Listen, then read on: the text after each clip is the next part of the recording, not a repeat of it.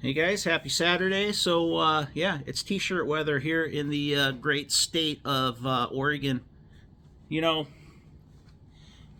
there's a lot of methods guys use to price their work, and there's a lot of guys that do it wrong, and they're dragging down, especially in my area.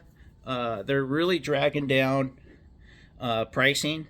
I get people telling me that this company just gave me a price for a new system, and I couldn't believe what they were selling it for. Don't sell yourself short in HVAC. Uh, Charge what you're worth. You're worth a lot. This is lots of hard work. It's almost killed me a few times, that's for sure. I'm sure I've almost had a heart attack a few times. But I'm gonna go through with you guys how I charge for my work, how I put my pricing together, and how it's flexible and works. Whether you're sitting on your ass and you're not busy, or you're busier than you can handle, there's a couple ways to do it, and a couple ways to price it properly, so you're highly profitable and you're able to take care of your family and take care of your employees if you have them, etc., etc. So without further ado, let's get on with the video. And if you guys got any questions, let me know. If you have any objections, let me know. This method works for me, and it's worked for me for many years. So let's get on with it.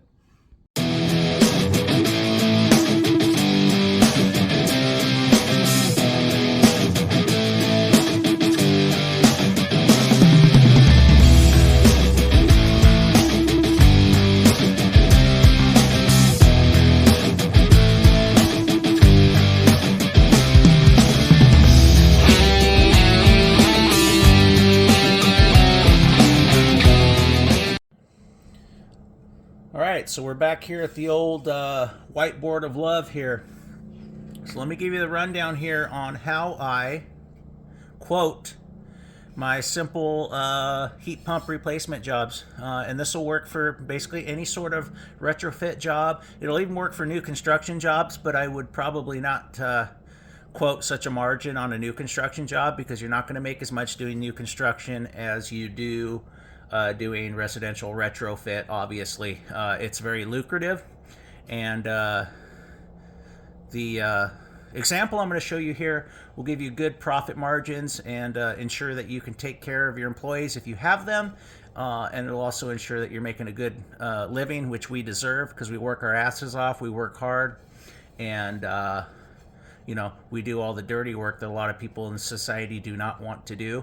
So never feel bad about charging these kinds of prices. So let me give you the rundown here.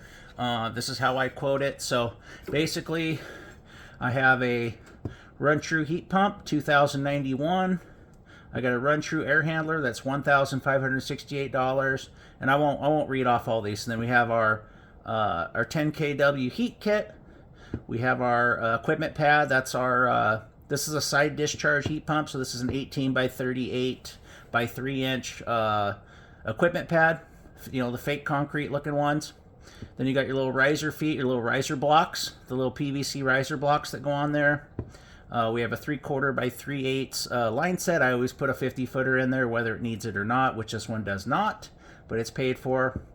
This is a Honeywell Focus Pro Wi-Fi thermostat.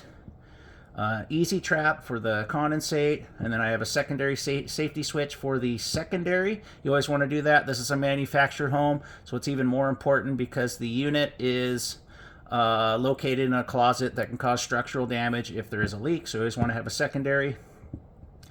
F100 media filter cabinet.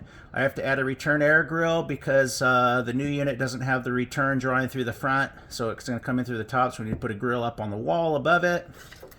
Surge protector for the heat pump. Miscellaneous, we'll get to that in a second. Permit cost. My electrician subcontractor, my electrical subcontractor. And an outdoor sensor that mates to the thermostat to stage the backup heat.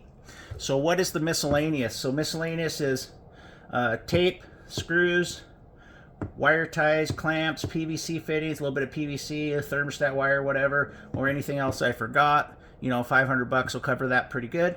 So you add all that together and you get $6,194.26 cost. I I don't put labor in this for me because I'm the business owner. I'll show you what I do here in a second. If I did have labor, that would change all of this. If I was, had to employ a crew on this job, it would change my price. And we'll get to that in a second. But let me show you what I convert this into to an actual sale price to the customer.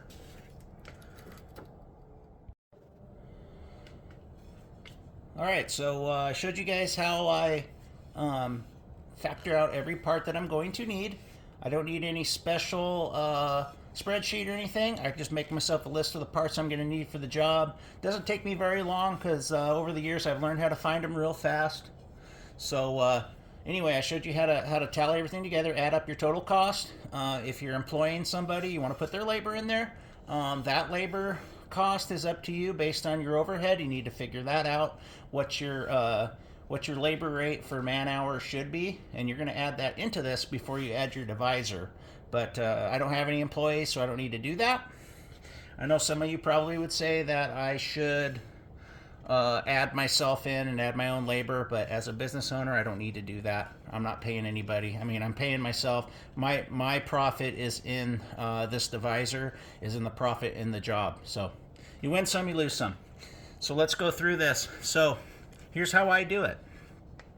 If I'm not very busy and I need the work, I use a different divisor. I use a 0.6 divisor. That's going to be basically, it's not 40% profit. That's why we use a divisor. We divide by this number. And that ensures that you're going to make some money on it. You're not just adding a markup, which is something you should only do on like service parts and stuff. So when I'm not busy, I use a 0.6 divisor, and that would make the job sold $10,323.77. I'm going to make roughly $4,000 on it. I'm going to pay taxes on it, so I'm not making as much as you think, but it's a good day's work for a heat pump, good profit to make. If I'm steady, I got plenty of work, and I need the work, but I'm steady, but I'm not as busy as I want to be. I'll use a 0.55 divisor, so you get a little bit more for it. And then if I'm really busy and I just want to, give them a pretty high price, and I figure I'm not going to get it, I use a 0.5 divisor, and that basically doubles my total cost.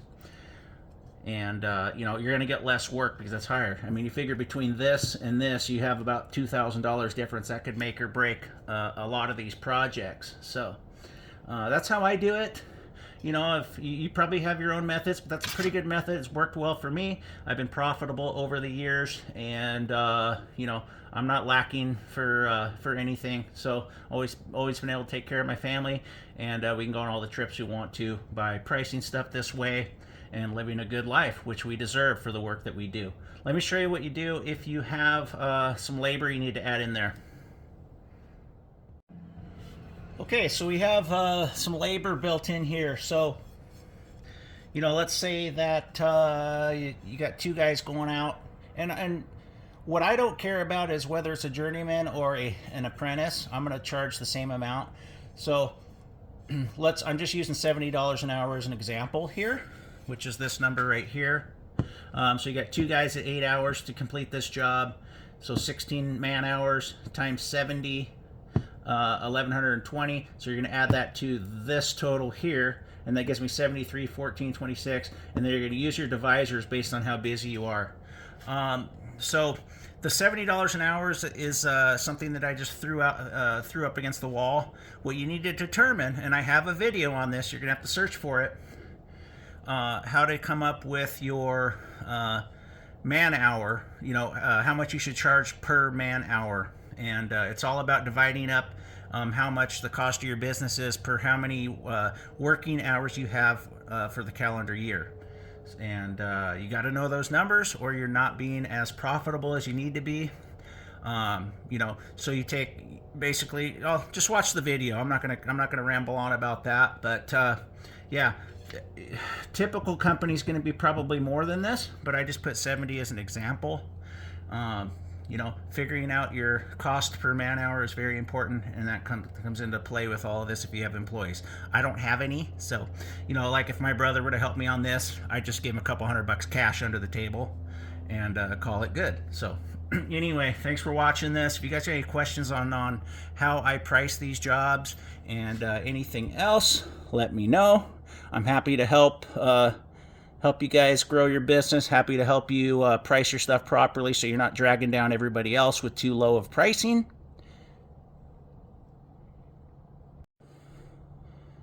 Sorry guys, I got cut off there. So I'm happy to help you.